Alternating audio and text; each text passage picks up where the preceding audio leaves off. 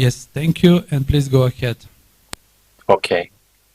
So thank you, everyone. I'd just like to acknowledge our traditional owners here on the land in which I gather. So I hope everything is going to work okay. So very quickly, I will just go through very quickly the details of some of the land use planning. I understand your workshop is on land use planning and looking at the opportunities and challenges for the future. Perhaps I can just contrast Australia and Nepal in the process of land use planning and the challenges that we do have. Land use planning is very clear in many countries, but it's also very confusing in many countries as well. We see that land use planning is really there to provide some guidance in the future and direction of land use and our settlement patterns, and also many of the opportunities that exist in making a better social environment and economic society, and to make it also more livable. The purpose of our land use planning varies, and we can have land use planning that can have different goals, and Australia has some different goals to Nepal, and Nepal has different goals to the US, and the US has different goals to Canada and many other countries. So we see that land use planning often creates changes in society and also provides challenges. The land use planning process often involves a number of stages, but in all stages we ensure that we have our stakeholders that are part of our process, that provides us with the goals to make sure that we can deliver sustainable development. And of course, we try to plan out what the opportunities are and then implement those. Many of you would be familiar with Australia, and there are many similarities and many differences between Australia and Nepal. But what we see across with Nepal is we have obviously a smaller country. Australia is around about 40 to 50 times the size of Nepal. So we've got a challenge in Australia in that the size of our country is significantly different. So we've got about 7.7 million square kilometres, about 3,500 kilometres by 2,500 kilometres is the size of our country.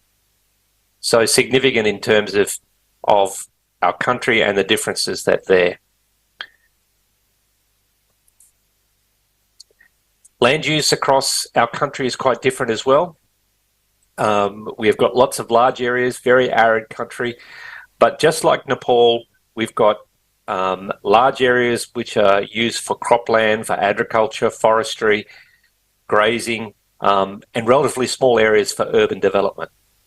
So about 0.2% of our land is used for urban development, with many of the other areas used for agriculture and other uses. We see that across Australia, our land use is also changing. We have freehold or private land. We have land that is leased from the government, government-owned land, and other land that is owned in different capacities. Similar to Nepal and many other countries, we have culturally based lands as well. So we have native title that is recognised. And this is really, really important and becoming very important as we move forward. Like Nepal, we have 3 levels of government: federal government, state or provincial government, and local governments. They all play a different role. Our federal government, similar to Nepal, likely collects a lot of our taxation money and looks at policies and a lot of the big problems that face our countries and jurisdictions. Our state governments provide the delivery of many of our functions: schools, hospitals, agriculture, transport. And finally, our local government provides all of the basic services which we need, and is where many of our planning deliverables and implementations occur. In the context of Nepal, the Nepalese context, you've got a smaller country. We know that, about 800 kilometres by about 250 kilometres. You rely very heavily on agriculture, which employs something like 70% or more of your people. But land, like in Australia, is a really important and a politically charged topic often. And land is something that people fight wars over. So it's really important that we understand the best use of land and we manage that land for people. And Nepal has embarked on a journey in the recent years as part of their land use policy and regulation process. So in Nepal, much older than Australia in its cultural background in terms of its current people there, but Australia has got a very long history as well with its Indigenous people. But in modern times, Australia has developed its land use system like Nepal, and we based it on different classifications. And Nepal has developed many land resource maps, which use the basis for our land use mapping. Its total area is used and covers land use in agricultural lands, forest lands, around about 60%, and almost 70% when you include pasture land. So the government formulated a land use policy in 2015 and a land use act in 2019 and has been implementing those pieces of policy and legislation since. But there's many other pieces of legislation that are similar to what Australia has, including the Land Related Act, the Governance Act, the Survey and Measures Act, the Revenue Act and the Land Use Policy Act. So all of these things are similar to what we have in Australia. The vision for the Nepal or the Nepalese land use policy was really to optimise the land use, improve its use overall, and to manage and to have that a stance. Sorry? We are stuck in slide number 7. Can you move with okay. slides? Let me see if I can. Is that better? Yes, now we are at slide 10. Thank you. Okay. So I'll cover these very quickly as we go through. Sorry about that, Demo. Our governments, as I said, 3 levels of governments: federal, state, local. And then I talked about the land use context in Nepal and the different sizes that we had and the different focus that was there for Nepal. In the past, Nepal has focused on its traditional land use classification, but has been modernising its land resources and land use maps ever since. Much of the land is used for agriculture, as we said, and they've been formulating a land use policy and a land use act, and mapping has been done on many areas. I talked about the legal framework, and that is really important for any government and any country in terms of implementing its land use policy. Now, of course, the land use policy of 2015 had really important objectives, and that's to classify all of the land, to ensure that there's suitable land use plans, and to protect people in terms of areas that were vulnerable for earthquakes, landslips, and flooding. And of course, to supplement the economic development of Nepal through a land taxation system.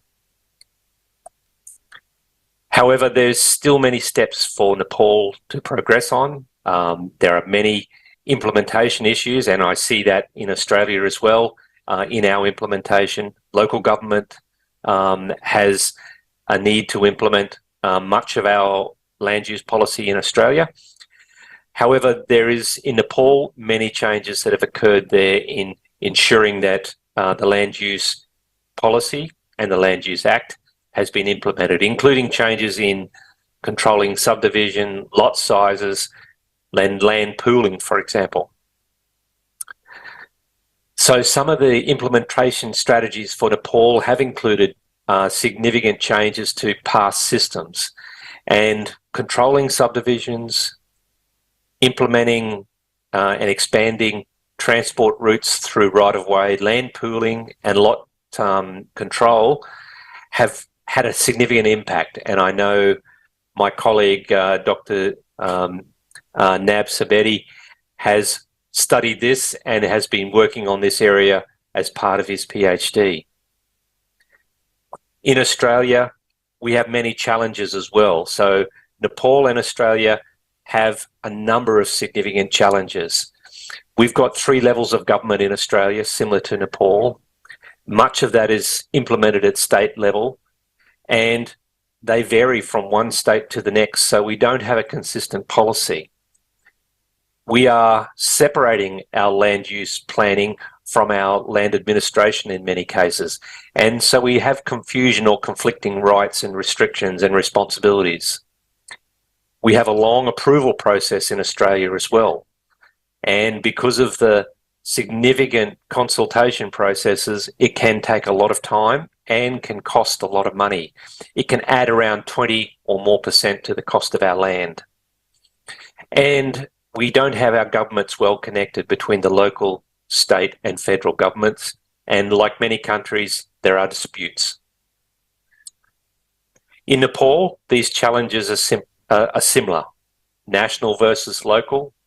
Who is managing the implementation? Is it done at the national? Is it done at the provincial? Or is it done at the local level? Have you got involvement of the people and the stakeholders? Australia has quite a good stakeholder engagement system, but it takes time and effort as well. There are institutional and legal frameworks. And of course, just like in Australia, there are disputes and disagreements in the land use planning process. And of course, particularly, there is a need to build a capacity at the local level in particular to ensure that there is the capacity to deliver on the land use planning. So what are the opportunities? I think Australia and Nepal have got many similarities. We can improve the system by aligning our roles and responsibilities across the government, clarifying those and connecting our government. That's really important from the operational context. We can better share spatial data, critical land use data, critical land information, critical land administration data is a key resource to help. So spatial data and the sharing of that is critical. We can, of course, reduce our bureaucracy. And Australia, it seems to be getting larger rather than smaller. And of course, we need to ensure that our stakeholders, those people at the lowest level, the landowners, the developers, are all part of the system. Excuse me. And of course, the whole outcome of this is that we improve our environmental, economic, and social outcomes. And this is really important for any country. So Australia is just as challenged as Nepal in many of these areas, but we can deliver through some of these improvements and sharing. So I've had a fairly short time frame, Demo, so thank you, and hopefully that worked okay. Yes, thank you very much. You have a round of applause from here, but I would kindly ask you for apologies that we don't have time for questions now, because we are a bit late with the program. And if there is time at the end, if you can stick around, we can continue with that one. Thank you very much, Kevin. You can stop sharing, and you did already.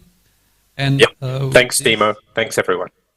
Yes. And with this, I would like to invite our second speaker, Dr. Jagannath Aryal, to put on his camera and share his screen. So if you're here, Dr. Aryal, please put on your and share your screen. Meanwhile, I can say that Dr. Aryal is internationally recognized researcher and leader in geospatial community. Associate professor is a continuing academic faculty of University of Melbourne, Australia, within the Department of Infrastructure Engineering. Dr. Aryal received his PhD in optimizing system modeling for New Zealand, and he leads the Remote Sensing and Photogrammetry Commission of Surveying and Spatial Sciences Institute, SSSI. I think with this short introduction, I can invite Dr. Ariel to present his topic today on digital twins and Earth observations for land use planning, trends and opportunities for emerging economies. So Dr. Ariel, the floor is yours.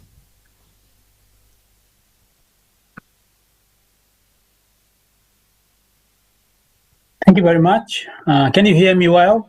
Yes, we can hear you, but if you can please put it full screen, the PowerPoint, and please continue afterwards. Great. Is it all good? Yes. Thank you very much. It is my pleasure to present this topic to this international workshop. And my topic is digital twin and Earth observation for land use planning, trends and opportunities for emerging economies. Thank you for a nice introduction. And let's start with something that we all know and to set the scene.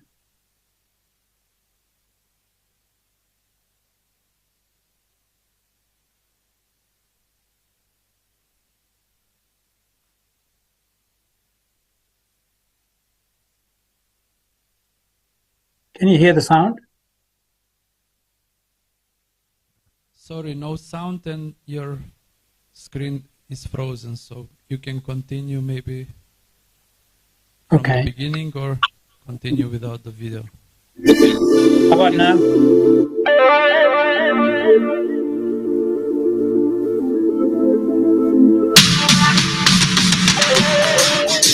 Hunger, poverty, winning the fight against disease, urban development, deforestation, careful use of water resources, and the development of smarter land management, intelligent transportation, environmental challenges, building resilience of our cities and infrastructure. They are all happening right now, somewhere. As our planet is becoming more crowded, the demand for diminishing natural resources is growing. Income gaps are widening, and people are being left behind. Geographic location and information about these locations shows us where social, environmental, and economic conditions occur. Where are people at risk from rising sea levels? How do we protect the people living there? Where is disease occurring? Where might it spread to next? How do we contain it? How many hectares of forest are there? Where are they? Are we managing them sustainably? How many people do not have access to good health care, education, fresh water, or regular reliable public transport? Geographic information can show us when and why things have happened in the past. It can show us why and where they might happen in the future. And if we know where, we can take action. Geographic information about people and the planet makes the invisible visible. It helps us to make better decisions and make better use of our resources. By collecting geographic information, we can identify patterns in human and natural processes, predict the outcomes, and take preventative measures where and when needed.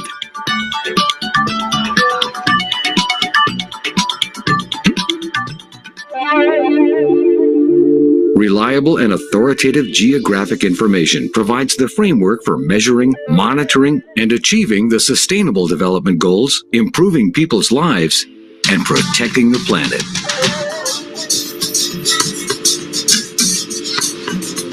Because everything that happens, happens somewhere, and knowing where is the key to making good decisions and policy. Right.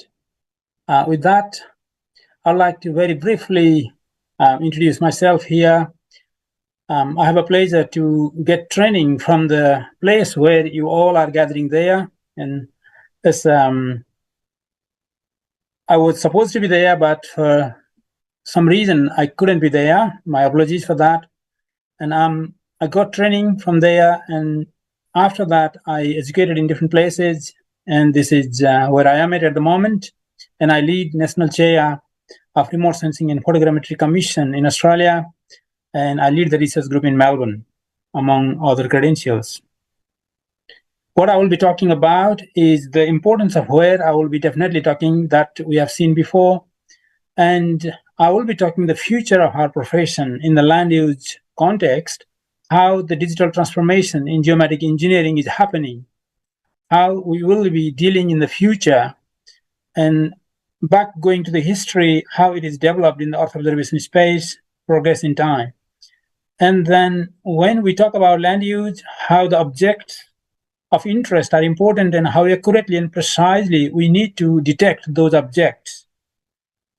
And what are the sensing technology for land use? For example, in the case of, let's say, satellite-based sensor to the ground-based sensor like Internet of Things, what it is, how best we can use it in the land use environment.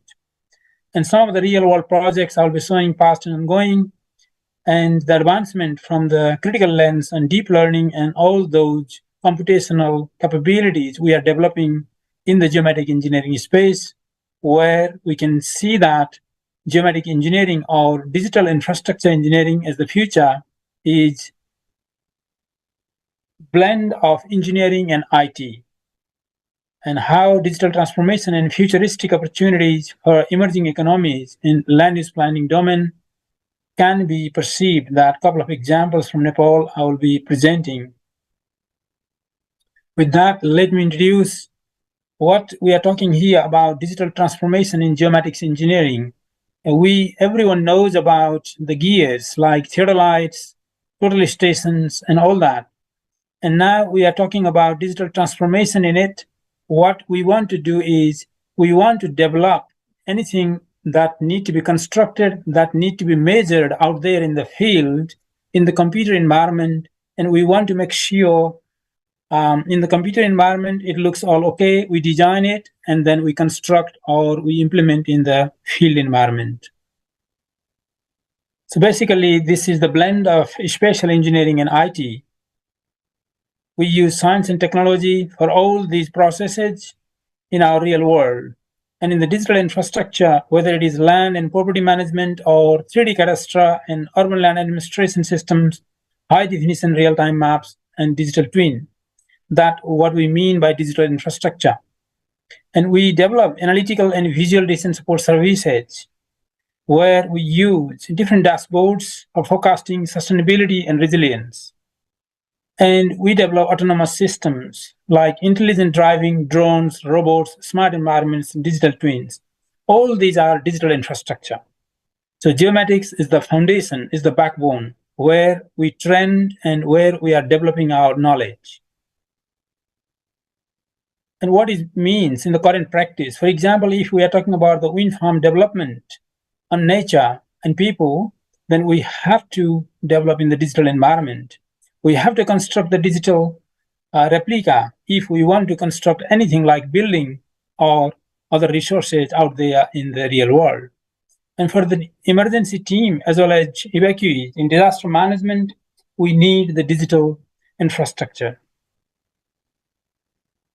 The other practices we can think of: managing public transport, urban green mapping, and in the land use context, how we develop the smart cities and help autonomous vehicles know where to go with high definition maps. For example, in the driverless vehicle. With that context, I would like to show very quickly how in the Earth observation space we are progressing in time and history from object recognition lens. What we do out there in the field is all about objects. We don't talk about pixels, contiguous pixels, formed objects, and we want to define the boundaries of those objects very accurately and precisely. So when we look back from 1960s to now, we can see how the technological development is happening, not only in resolution, not only in capturing, but the capabilities of computational power. So that we can see from the Google's development with GoogleNet, AlexNet, and all these computational capabilities, we are in the era of ResNet, FC, and UNet, all that under the deep learning umbrella. When we talk about UNET, it is, I would say, kind of work that was done for medical imaging, but it is imported to environmental imaging or digital infrastructure engineering here in this case. And we are progressing on all those, which is evolving process. So with that, object recognition and contextual importance are there. So when we want to define the boundary, either that is in the land administration or depicting the object, what we want is we want the clear frontiers, very accurate and precise frontiers. For that, different infrastructure can be converged and they can be used. Let's say in here, computational environment, trained deep learning model, expert knowledge, and data labeling and training data. All this we should consider in a package. It can't be isolated. We have to think all this in a packaged form or converged knowledge. And with that, we can do this object extraction in different hierarchy when we have digital infrastructure or images in different forms. And we can have a look here how objects and spatial resolution are there. As all of us know that resolution, when we have like 30 meter to 0.5 meter, different objects can fit into the pixel size. So in the first one, you can see in the Landsat 8, all the objects are fitting in 30 meter. While you go to GeoEye, pan-sharpen 0.5 meter, we need many pixels to define one object. So that's what we deal in the object recognition, whether we go out there for measurement or for analytics from the image. So these are the issues we are dealing with geometric engineering and as such in land use planning. So for example, we have spatio-temporal, as well as spatial-temporal environmental processes that are out there. We need to embrace with them and we need to map them. And dependencies are associated with these processes. So one element out there is dependent to the other element. So how we capture that dependency? Another challenge. And when we model and visualize such dependencies to infer policies and decision making, when we do, let's say, cadastral cases, and we have lots of legal issues with cadastral cases, but we need to educate our people where there is problem, why there is problem, because of these dependencies, and what is the exact mapping we can do if we can define those rules and educate. Basically, we are defining already, but maybe we are lacking the education to them. An optimal automation pipeline, data and information for application projects, and translational research to make impact to lives and making change to status quo. How we can change the lives of people. If we all can think from that angle, we can contribute in translating our research. Some of the projects that I'd like to talk here, the context, we do have Kathmandu University there, where we are running the Bachelor of Geometric Engineering, and some of the graduates that I hired here and working with me with the real world projects, which is contextual. That's the reason why I'm putting some of them here. And this is some of the projects on land use and urban greening that I have worked in the past, which would be useful in the context of Nepal. For example, this is from Australia, where we are overlaying the image with cadastral boundary. And with this, we can force what is within the cadastral boundary, what are the features of real world objects that can be extracted and analyzed, which can be linked with the property. And we can map the gardens if we want to map in the land use environment how urban green is changing over time and what are the garden complexities. We can do that and relate to property. And this is a fusion of panchromatic and multispectral, where you can see the high-res. And we can depict the urban tree change, which can be now linked to climate change and all those processes that's happening, which particular tree is healthy, which particular tree is unhealthy, how that can be used for new knowledge generation. And this is one work I'd like to show here, which is in Nepal with my PhD student in Austria, in Salzburg. We use the UAV-based slow failure detection mapping, and this is after earthquake, and it is published in a remote sensing journal. And with Earth observation for sustainable cities and intelligent data analytics approach, that what we're doing here in the land use context, we can think of how we can extract those real world features and how we can develop them into the automated environment with the deep learning and computational capabilities. And these methods are evolving, and these need to be tested for their robustness and reliability. And this is the approach we are taking for the urban feature extraction. So we do have images, we do have labels, we do have deep learning design, and all those capabilities are there with the GPU. We train, we domain adapt, and we post-process. And that way, we extract the features. And this is just to show a couple of examples of digital twin, how we are having the journey from paper map to digital twin.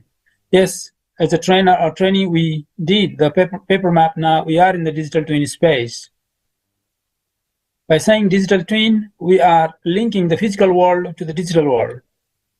And it is in the urban land use or urban digital twin space, we can think of three main parts, like physical entities and processes in real environment, virtual entities and processes in digital environment, and the connection and exchange of information in IT and OT systems or IoT systems.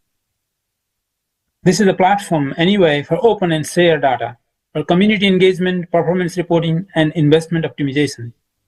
So this will bring the data trust, data exchange, and activating data, that where we can generate the meaningful information and develop knowledge and wisdom. So a couple of examples here. Thank you. I will be finishing soon. So live data we can pick up in the land use space. We can grab this and live satellite image from Bureau of Meteorology that we can get live CCTV. This is from Melbourne, big roads we can get in live tram.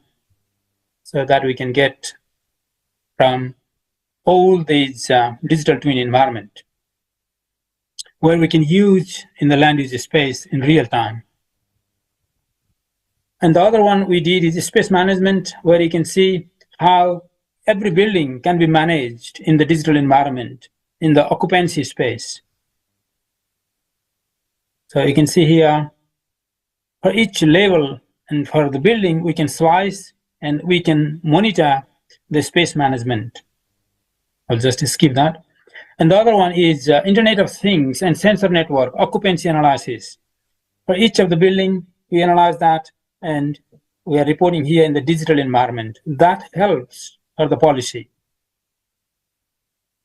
And this is a United Nations Sustainable Development Goal within the university. Within the university, for each of the building, we are attaching what is the performance in relation to SDG. For example, zero hunger, you can see like that. And these are the PhD projects. Just I will run through some of the graduates from Kathmandu University. They are working with me. And Sumesh, Bipul, Kriti, who is looking into urban sprawl for the land use, and bushfire, which is a disaster thing, and some of the students from Latin America working on informal urban settlements.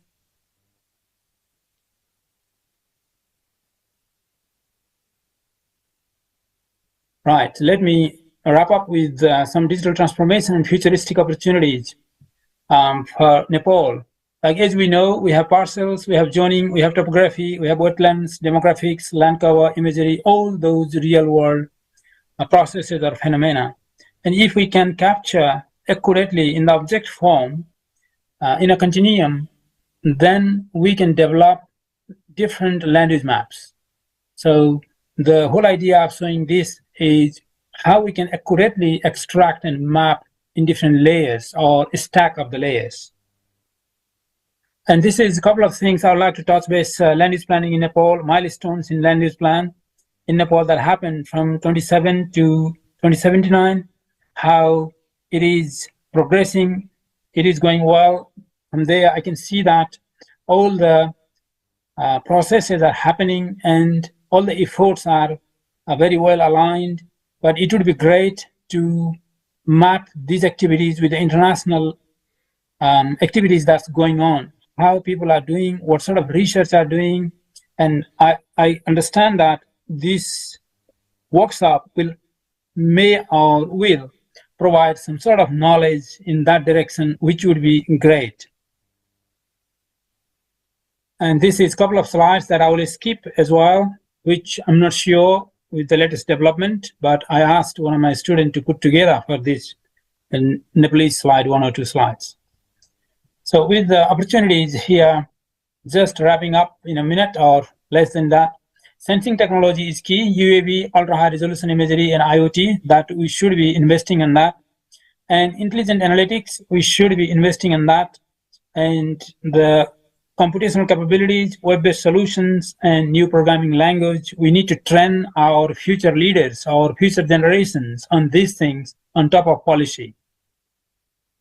With that, this shows the case study example, showcase accurate and precise objects are integral to the digital models. The digital models on urban settings like building footprint and their extraction, urban trees and their change, all are contributor to land use. So we need to model and map them. The importance of digital protection and knowledge transformation capture highlight the future of the cities and our lives. A complete digitalization of infrastructure is foundational to the sustainable city for future. Thank you very much. Thank you very much.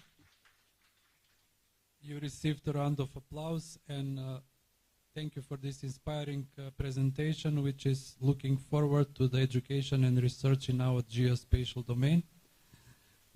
Now I'm using this opportunity to invite Dr. Mahendra Suba. I understand he is in our room.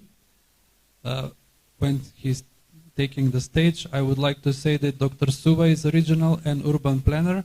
He served the government of Nepal from 1984 until 2015 in various capacities, including Director General of Department of Urban Development and Building Construction and Joint of the Ministry of Urban Development. He holds a doctoral degree in Town and Regional Planning from Norwegian University of Science and Technology at Trondheim in 2002-2003. And I think with this short introduction, I can give the floor to Dr. Suba. So Dr. Suba, the floor is yours for your presentation, Frameworks for Land Use Planning Directives, Nepal. Thank you.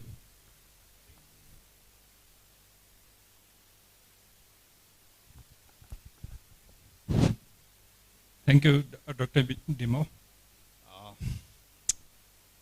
Let me acknowledge at the very outset, this work is a teamwork. Actually, I'm presenting on behalf of the World Bank team, and my team is actually being led by Marcus Kukkonen. He's our team leader in this entire work. And this is the theme. Let me dwell some time, especially the work is, the scope of work, if you see, it's a very narrow one. We are talking more, we are reflecting actually more on, directives, land use planning directives, but nonetheless, this is very important.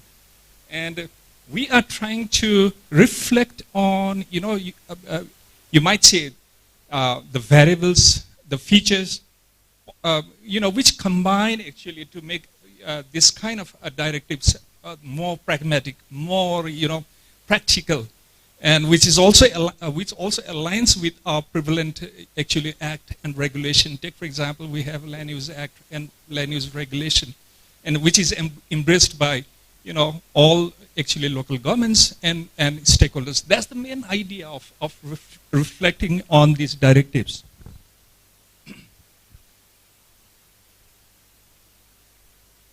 Now you can see here, in this country, I think this land use planning, actually it's not a new phenomenon for us.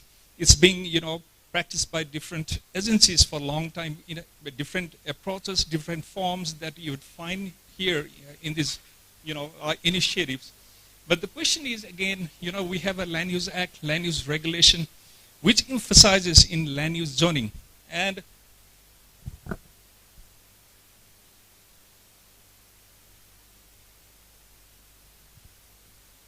And if you look at carefully, you know, this Land Use Act and regulation, I think at the center, this utilization of efficient utilization of land is at the center, and similarly, you know, it tries to optimize as how best outcome of land use can be realized.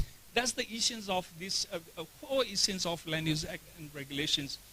And you know, the whole idea of you know, this, as I said, this directives is to land use planning directives is to, you know, guide local governments actually to prepare a technically sound and practical land use plans. You know, and of course, World Bank is providing technical assistance to Ministry of Land Management, Cooperatives and Poverty Elevation for this work. Now let me quickly, you know, reveal some of the review and some of our assessment of these different actually laws that we have in this country in regards to land use planning. Well, let me again say, although you know a lot about it, let me quickly say a few words about Land Use Act. It's more about institutional provisions and land classifications in different, different zones. And similarly, Land Use Act regulation, it's for the first time it empowers local governments to have, you know, especially local governments to have these local land use plans. And in regards to this Town Development Act, this is a very old, act. But nonetheless, this is this act. The custodian of this act is Ministry of Urban Development, and this is where you find as how, you know, settlement planning has to be carried out. What are those elements that has to be taken into consideration, and all that steps, like Shirley pointed out earlier, in regards to land pooling, that has been described in this Town Development Act. And Local Government Operation Act is instrumental, which says actually, for our case, you know, every local government is required to have actually periodic plan, and their strategic plans, and of course these periodic plans and strategic plans are supposed to actually drive their annual development programs. But something, you know, that's not happening. And there is a national urban development strategy also, which, you know, talks about different thematic areas as how best outcome, especially in national, you know, planning and national development and national investment can be realized. Several series of strategies has been drawn here. And of course, we also reviewed some of this resource material. Participatory land use planning resource book. It is a simple one as how, what are the steps that has to be taken in regards to land use planning. And there is also national framework for risk-sensitive land use planning that has been prepared for Ministry of Federal Affairs. And this is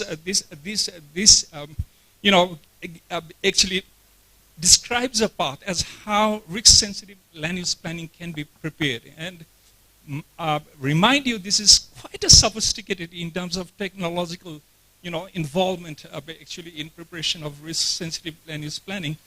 And there is another method that has been used, especially for the Pokhara's case. That's a risk and inclusion-sensitive, land use plan, which is much simpler in terms of understanding and approach that they have taken. And there is a guidelines for integrated urban development. There is already, a thick document lying with Ministry of Urban Development as how integrated urban development plan, which is the backbone, by the way, of cities plan. Like we have heard this morning, you know, the central local governments have their master plans. You might say this is somewhat a master plan, equivalent master plan of Nepal. And this is describes all that content and process in regards to preparation of integrated urban development plan. And with that, review, we have observed some of the issues, but then these issues, is partly, I think, emerged because of that federated structure that we have, three-tier system. Therefore, the issue of hierarchy of plans has emerged. And similarly, the issue of, as how relationship between these different plans should be established. So you can see here the conformity.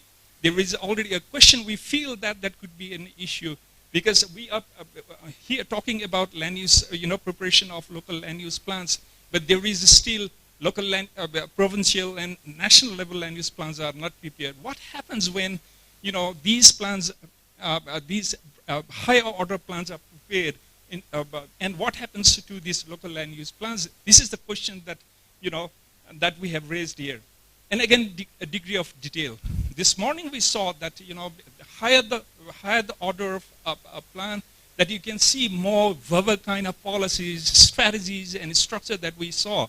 Similarly, we are arguing here, that sort of structure comes at the higher level, but land use, that plan which is there at the local level has to have a more detailed kind of information. And third one is the procedures for change. Every information in regards to, land classification has to be internalized in the land records. And any changes there occurs, that has to be, again, get the approval from the central government. So that is something going to make the process very, very tedious. That's the idea. That's the kind of reflection we are flagging off these kind of issues. And integration of risk information. This morning, again, we saw, a lot of that actually risk information already exists with, National Disaster Risk Reduction Management Authority. So given that sort of situation, and we are already, we already find that a lot of works, very good works, is being done by, survey department, for example. So what would be the relation, and what would be the role of, that this risk reduction authority will have with these plans and side by side with the institution as well. Similarly, the interface with, urban development and planning. As you know that, as I have said, IDP is this integrated urban development planning efforts actually now covers almost more than 200 municipalities in this country. And that's being supported by, Department of Urban Development Plan. And there also exist, systematic land use actually by process, method, and plan. Actually, it contains that integrated urban development plan. How do you integrate? What would be the relation of this land use planning we are talking about with that, integrated urban development plan, and similarly with the organization itself, that is DODBC. And, I have 5 minutes. So then there is a land management mechanisms. This is a very crucial. We have seen this morning several tools. So those kind of tools has to be reflected. And similarly, the question of this periodic review, of the plan, because any plan is not a one-time event. It has to be constantly reviewed and updated. That's what we are saying. Grievance redressal mechanism. It often, it impacts the people in land use plans. So that's what we are saying here. So about recommendation, what we have said is, that that is what I have already said. More detailed information that has to be, included within the local land use plan itself, and more, less and more that verbal policies, strategies should be reflected in the federal and provincial land use plan.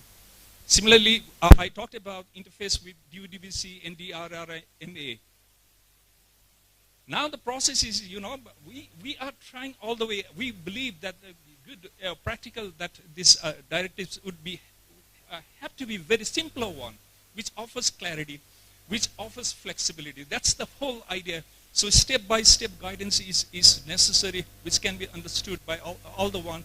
And of course, that we have to acknowledge, there is a different contextual institutional capacities that does exist between local governments. That could be metropolitan one, sub-metropolitan one, municipalities, rural municipalities. And of course, these are these local governments are situated in different, vast, that ecological region.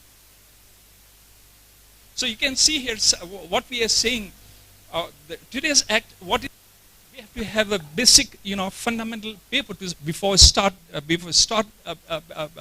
start preparing that land use plan, we have to have an approach paper. So that approach in the preparation of that approach paper, what we are saying, the best information has to include, knowing about the people, place, living condition, environmental condition, social condition, economic condition, institution, and look at how can, small that population change data that you can see here in the map. The red one is where population has declined in the 2011-21 between, and the green one is where the population has concentrated, actually, added. So you can expect land use change happening much more. That sort of inferences possibly we can draw here, and that could be a very important indicator for preliminary this work of land use plan. So land use plan, again, has to look this kind of information. And you can see here, for any analysis, I think that updated, that land use map is a very fundamental, it's very, very critical. You can see here on the left side, this is the existing one that you can find in the survey department. And this is the actual, on the right side. And on the right side, there are a lot of purple colors, patches that you do see here. These are all private plotting. And now you can see the forces, that's operating there. So when the private forces are operating, it's very difficult to conduct, the kind of public initiatives in land use planning. So that's its implementation that has been shown here. And similarly, actually that's a cadastral map, digital cadastral map. I don't know whether you can see a lot of fragmentation has taken place. And you can see one of the data that shows, there is just about 13% land in this area, which is above, 5,000 square meter, half a hectare. And if you look at carefully, if you do look at the analysis, at least a family of, size of 5 will require half a hectare to feed them, throughout the year. So what you find here is 87% people cannot really feed their families. That means the issue of food security is very, problematic here. Again, the issue of, this conservation, especially, the critical that natural resource area, including agricultural land, is very problematic here. And you can see on the other hand, the scattering of, especially, the development. So one simple method could be, again, look at here, there could be several types of constraints that could exist on this space and which could hamper land use planning. And all taking those constraints, whether physical, social, economic, cultural, all those aspects, which that hazard one, you can take those into consideration and exclude those. Yeah. So what we are saying, if we can make this planning approach as a method simpler, and which is grounded to the local context, maybe that has a greater chances of implementation. Here, what we are saying is, once you have this, just 1 minute here, once you have this critical, that analysis, done in the initial phase of this particularly, preparation of this base paper, now we can think in terms of where next, where do you want to go? What would be the desired condition in our context? Those sort of questions can be asked and responded, through values, principles, long-term that vision goals, and operational policies in strategic planning. And you can see here, this is exactly the kind of structure, possibly, if we have this kind of structure in place, that will inform land use zoning significantly, and that will make land use zoning very, very effective as well. Simply provides, if you can look here, the entire space of river corridor in Biratnagar in 4 zones, The first 2 zones, that's the central core area. You might say central business area, the red one. Urbanizing area, the brown one, and yellowish one is, basically is a urban committed area where for future development can take place. But in this middle, green one, that's a conservation area. Natural resource existing agricultural land actually. Here, the agricultural land also, is a very important in terms of flood management. You see here, the river is a lot of problems. And when this is supplemented, augmented with activity nodes, because zoning has, again, very downside as well. In the past, zoning has been criticized significantly for the mismatches that it creates on land, on space. So you can see here that especially the integration I want to talk about, implementation, these considerations we have to make. Integration of land use strategic plans is very important. Now I want to, with this slide I want to conclude. Land use planning directives can be a building block, but its relevance will prevail only when local governments actually adhere to it, embrace it, in the values and its spirit. That's what we are saying. And it must also inform, especially local governments, as how that entire land use plan should be implemented. It should guide on that matter as well. And similarly, what we believe is, that successful implementation of any land use plan has to have a very sound coordination with local governments, IUDPs, periodic plans, and other strategic documents. But at the same time, at the space, local space, that has to be coordinated with sectoral policies and programs. And it needs a very sustained political commitment at the end. Thank you. With this note, I end. Thank you very much. Apologies that we are facing the time constraints, so thank you for the presentation. And I'm inviting now the last speaker, Dr. Sunil Baba Srestha. Is academician of Nepali Academy of Science and Technology. He served as Vice Chancellor of NAST, and he is also Editor-in-Chief in Nepali Journal of Science and Technology. With this, I would like to give the floor to Dr. Sunil, and I will kindly ask you if you can focus on 15 minutes presentation.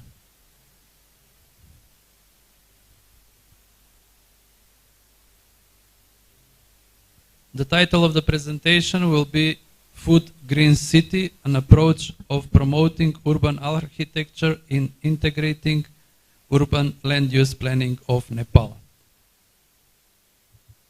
Dr. Sunil, the floor is yours.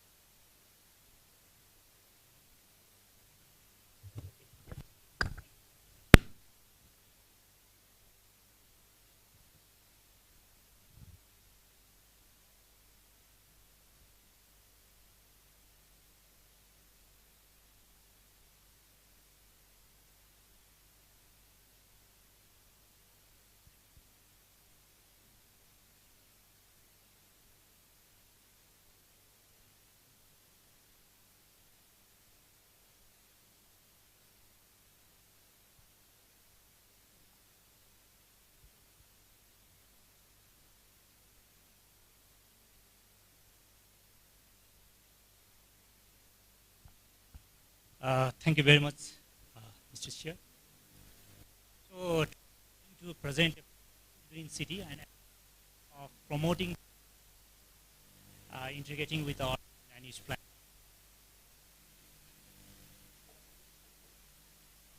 So, about the understanding of the cities, I'll talk about the understanding of the cities and the urbanized trend of Nepal, of urban areas. And the concept of, I will try to describe about the concept of food green cities I have presented. And the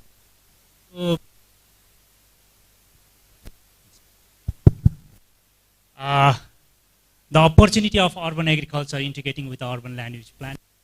I'll describe about this, and finally I will conclude my presentation with some.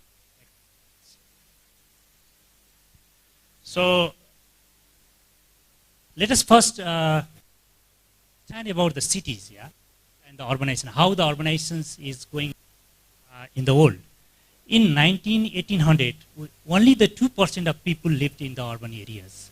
But you see in 1950, 30%, it increases to in 2000, the 47, and in 2007, more than 50% people have started living in the urban areas, and the world has become the urban dominated world.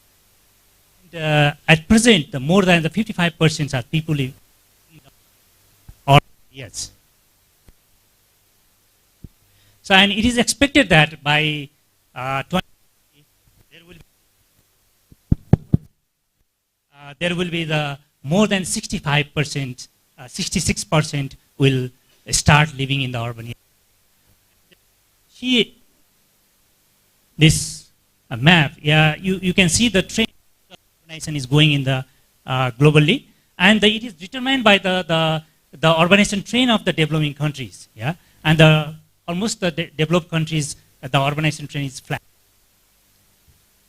So most important part is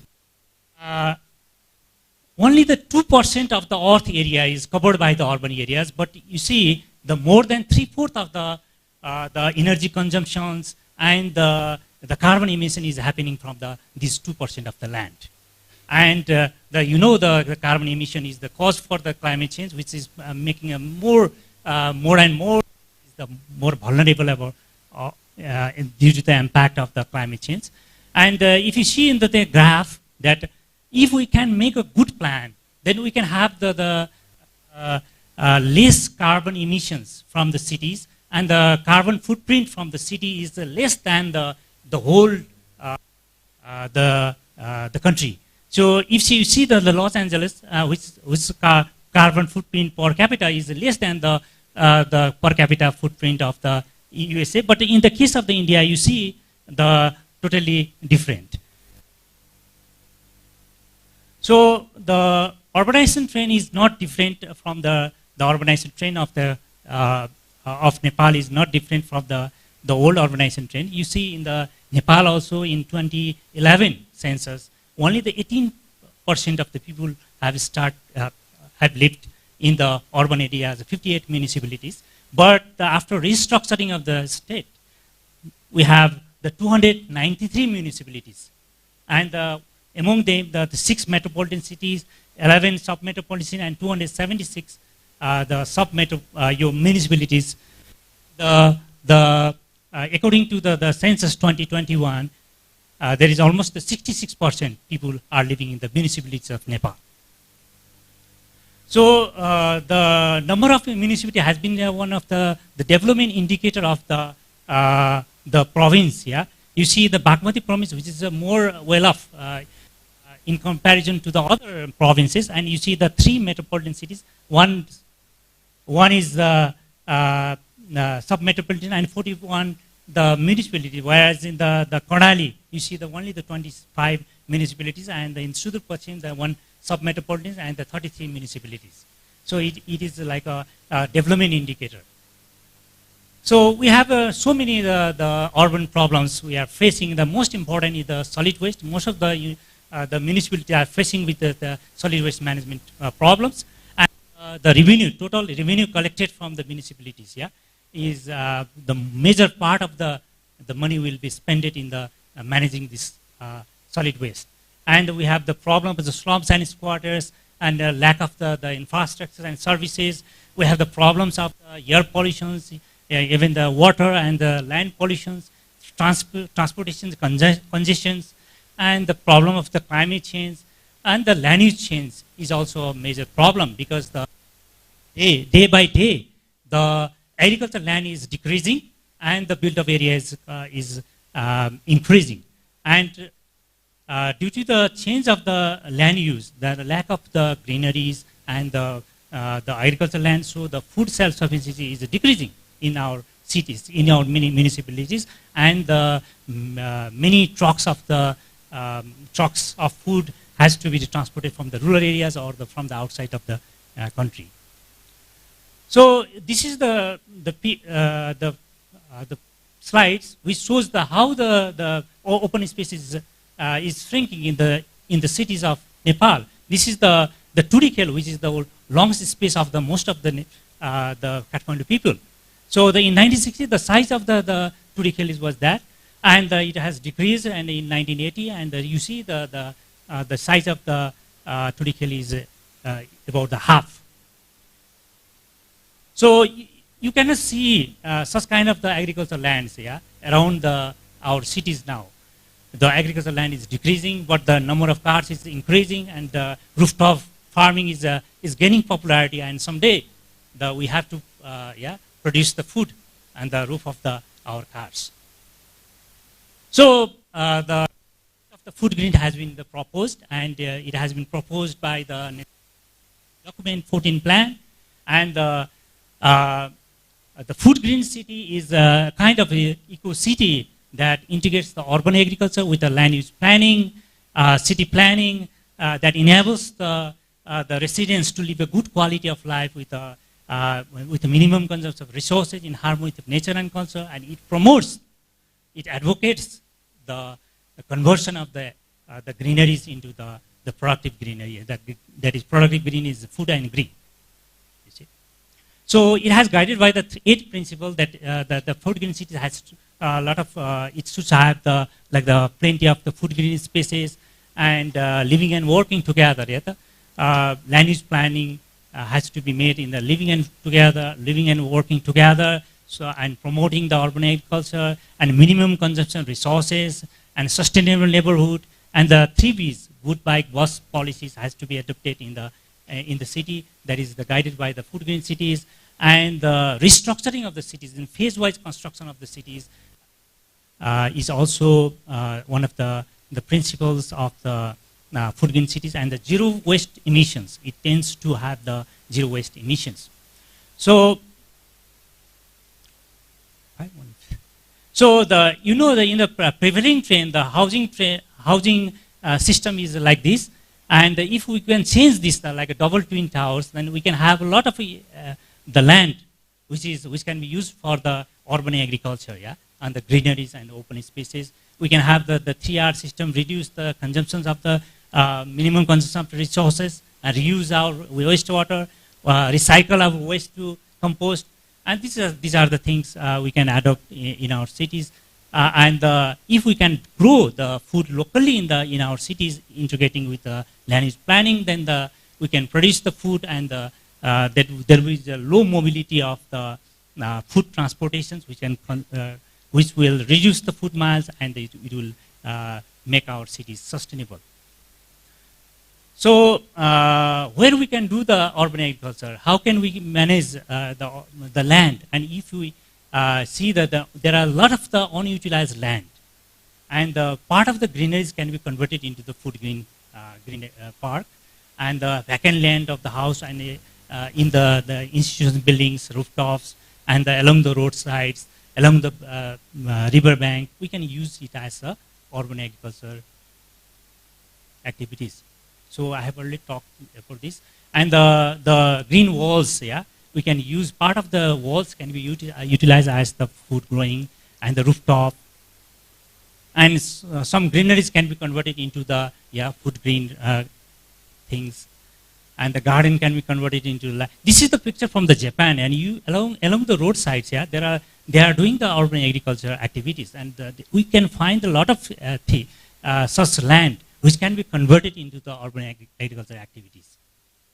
So along the river bank also we can do the urban agriculture. This is the picture from the Israel. Some park has been converted into some part of that park has been converted into the food growing park, and producing the herbals. And this is some years before I have taken this picture along the Bagmati River, and the urban agriculture activities has been doing at that time, but these days no such things is happening. So food green, garden and the rooftop farming can be promoted. And you see the urban growth in the Kathmandu, you see in 1990 to 2010, the build-up area has been growing drastically, and the urban agriculture land is decreasing. So this is the aerial view of the Kathmandu, and you see just a small estimation how much land is available in the rooftop. If you take the example of the 100,000 houses, and just the 600 square feet is available for the rooftop and the kitchen gardening of a house, then it converts if we calculate, then it is about the 5.57 square kilometer, which is the area near the Banapa municipality. So we have a lot of land which can be utilized for the urban agriculture activities. So the urban people doesn't like to toss the soils. But the science has given the different kinds of the technology. The hydroponics is coming, soilless farming is coming up, and we can utilize such technologies and to grow the food in the urban areas, in the rooftop. And there are so many benefits. I don't have much time, so I don't want to talk about these benefits. And we have the physical kind of benefits, and the social benefits, and the ecological benefits of doing the urban agriculture. Yeah. So I just want to give some glimpses of the food green initiation that the NPC has made the food green cities guidelines, and even the UN National Habitat Thought Report has identified the FGC, the food green cities, as the strategy for urban development, and even the government has tried to initiate the food green cities, and recently the DUDPC has made one study about the feasibility study of Kirtipur municipality, whether it is possible to make the food green city there or not. And the NAST is also having the MOU with the 16 municipalities and initiating the food green activities. So the food green city has a direct link with the sustainable development goals, and the food green city can help for achieving the sustainable development goals to the zero hunger. Food green city can help the good health, SDG 3, SDG 11, and sustainable cities, and the SDG 13 climate actions. So I would like to conclude very shortly that the food green city is an appropriate pathway for development goals. Yeah, goal number 2, 3, and 11 and 13, and there are the other kind of goals which is linked with the food green cities that helps for achieving those goals. And the application of a food green city concept in the urban areas of Nepal is appropriate for promoting the urban agriculture, integrating with the land use planning. And I have some of the recommendations how we can promote the urban agriculture in the areas. So it is the right choice for managing the different kind of the urban problems by realizing the concept of food green cities. And the land use planning has to be the focus on the living and working together, so that mobility will be the third, and integrating with the urban agriculture. And the urban agriculture promotion and the research has to be promoted in the urban areas, because the urban agriculture is a specialized type of the agriculture, and the research has to be the continuous process for promoting this urban agriculture activities in the. So the other recommendation is the municipal planning should consider converting the unutilized into livable rooftops, and the incentives plans has to be given to those who wants to do the urban agriculture activities in the urban areas. And municipal office should facilitate, because we don't have much time in the urban areas, and we need to have everything in one store. So such kind of facility has to be provided by the municipality that will promote to the urban agriculture activities in the Nepal. Okay, this brings the end of my presentation. Thank you very much. Thank you very much. Please stay a little bit on the stage. Before we give a big round of applause, I want to give the certificates of appreciation. So first certificate is for Dr. Sunil. If you can stand in the middle for photo session.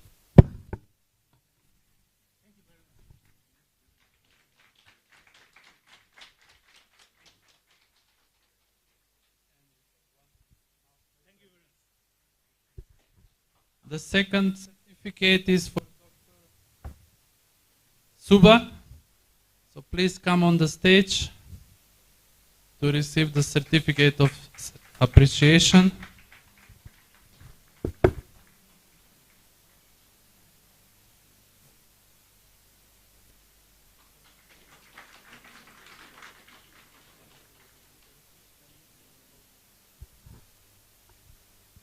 Because we have two presenters online, I will show the presentation to the camera.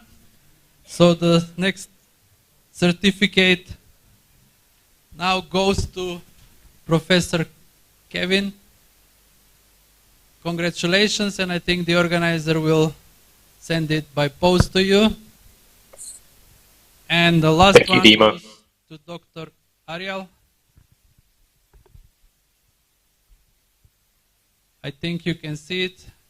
And there were also some presents. I don't know how the organizer will solve them.